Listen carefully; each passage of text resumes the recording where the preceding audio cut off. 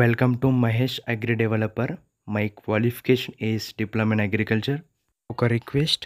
ఆ రిక్వెస్ట్ ఏంటంటే వీడియో కింద కనిపిస్తున్న తమ్మునేల్ షేప్లో కనిపిస్తుంది కదా, దాన్ని మీరు క్లిక్ చేయండి. ఇలా క్లిక్ చేయడం వల్ల మీరు ఈ వీడియోని లైక్ చేసినట్టు అవుతుంది. ఇలా లైక్ చేయడం వల్ల మీలాంటి మరికొందరికి ఈ వీడియో చేరుతుంది, వాళ్ళకు కూడా ఉపయోగపడుతుంది.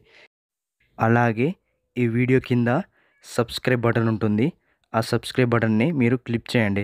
ఇలా క్లిక్ చేయడం వల్ల నెక్స్ట్ బెల్ సింబల్ అని వస్తుంది. ఆ బెల్ సింబల్ అని క్లిక్ చేసి దాంట్లో వచ్చే ఆల్ అనే ఆప్షన్ని పెట్టుకోండి. ఇలా ఆల్ అనే ఆప్షన్ పెట్టుకోవడం వల్ల నేను చేసిన ప్రతి ఒక్క వీడియో మీకు నోటిఫికేషన్గా వస్తుంది. ఇప్పుడు మనం ఈ వీడియోలోకి వెళ్ళిపోదాం. ఈ వీడియోలో నేర్చుకోబోయేది ఏంటంటే కాటన్ పింక్ బోల్వామ్, అంటే పత్తిలో గులాబీ రంగు పురుగు గురించి నేర్చుకోబోతున్నాం. సాధారణంగా ఈ పురుగు పైరు మధ్య దశ నుండి చివరి దశ వరకు ఎక్కువగా ఉంటుంది అని ఈ విషయం మనం తెలుసుకోవాలి. ఇప్పుడు మనం ఈ పురుగును గుర్తుపట్టడానికి దీని గుర్తింపు లక్షణాలు తెలుసుకుందాం. ఇక్కడ ఫోటోలో చూడండి. ఈ పురుగు యొక్క బాడీ ముదురు గోధుమ రంగులో ఉంటుంది మరియు వాటి రెక్కలపై చిన్న చిన్న నల్లటి మచ్చలు ఉంటాయి. మరియు ఈ పురుగు యొక్క లబ్ధె పురుగు ఫస్ట్ పుట్టినప్పుడు తెల్ల రంగులో ఉంటుంది మరియు ఇది పెరుగుతున్న కొద్దీ గులాబీ రంగులోకి మారుతుంది మరియు దీని తల నల్లగా ఉంటుంది. ఇక్కడ ఫోటోలో చూడండి, లబ్ధె పురుగు ఈ విధంగా ఉంటుంది. ఇప్పుడు మనం గాయపరచు విధానం మరియు లక్షణాల గురించి చూద్దాం. ఇక్కడ మనం ఒకటి గుర్తుపెట్టుకోవాలి.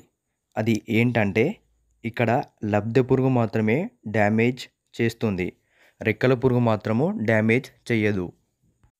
కాబట్టి ఇప్పుడు మనం ఇది ఏ విధంగా గాయపరుస్తుందో చూద్దాం. ఈ లబ్ధె పురుగు అనేది పువ్వులను మరియు కాయలను డ్యామేజ్ చేస్తుంది. కాబట్టి ఫస్ట్ మనం పువ్వులను ఎలా డ్యామేజ్ చేస్తుందో చూద్దాం.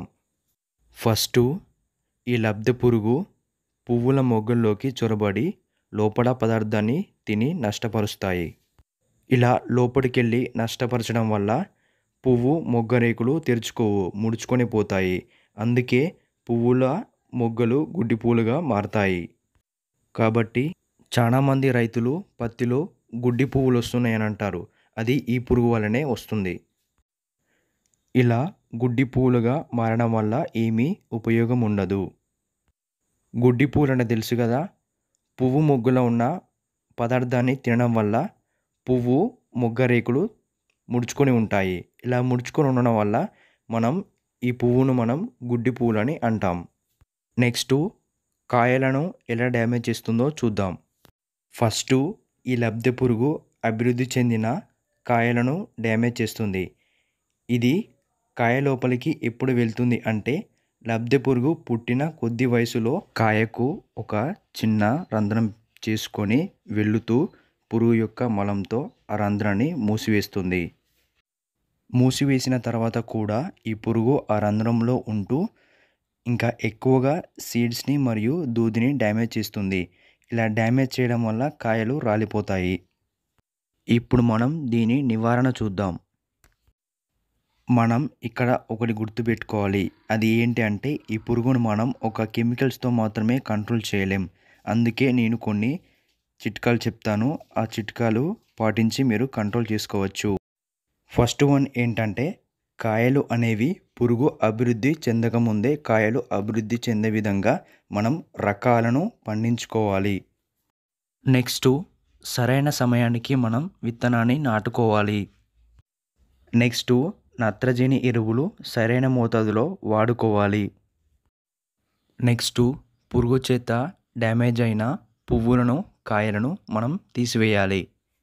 నెక్స్ట్ మనం చివరిగా పత్తిని తీసిన తర్వాత ఆవులను, గొర్రెలను, మేకలను కానీ తోలాలి. ఇలా తోలడం వల్ల ఈ పశువులు సరిగ్గా అభివృద్ధి చెందని కాయలను తిని నెక్స్ట్ వేసే పంటకు ఈ పురుగు అటాక్ కాకుండా ఉంటుంది. నెక్స్ట్ మనం లింగ ఆకర్షణ బుట్టలో పెట్టుకోవాలి.